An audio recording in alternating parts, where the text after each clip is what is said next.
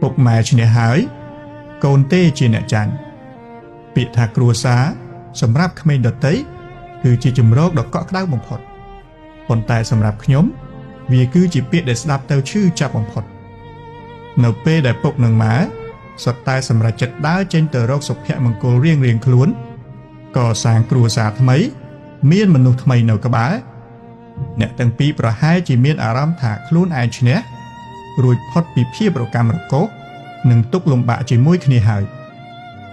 ប៉ុន្តែតើពុកនិងម៉ែដឹងទេថា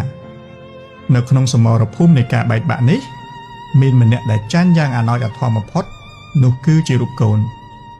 សុភមង្គលរបស់អ្នកទាំងពីរតែជាភាពឯកោរបស់កូននៅក្នុងពេលដែលពុកកំពុងតែបីថ្នាក់ថ្នមគ្រួសារថ្មីនិងម៉ែកំពុងតែសាងសេចក្តីសុខជាមួយមនុស្សថ្មីកូនម្នាក់នេះត្រូវបានបោះបង់ឲ្យរស់នៅក្នុងពិភពលោកដ៏ល្វឹងល្វើយតែម្នាក់ឯងអ្នកទាំងពីរមានអ្នកថ្មីមកជំនួសកន្លែងគ្នាទៅវិញទៅមកប៉ុន្តែកូនគ្មាននរណាម្នាក់មកជំនួសកន្លែងពុកឬកន្លែងម៉ែបានឡើយ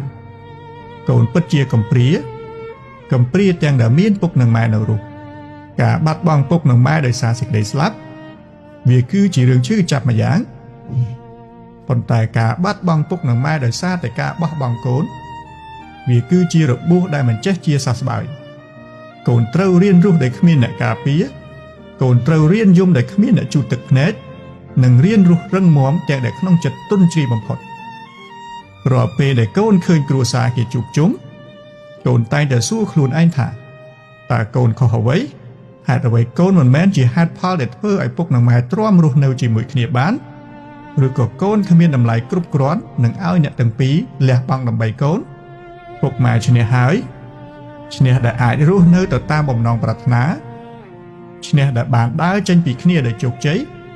ចំណែកកូនវិញកូនសូមទទួលយកភាពជាអ្នកចាញ់សូមបីតែសិទ្ធទទួលបានភាពកក់ក្ដៅពីឪពុកម្ដាយបង្កើតរបស់ខ្លួនឯង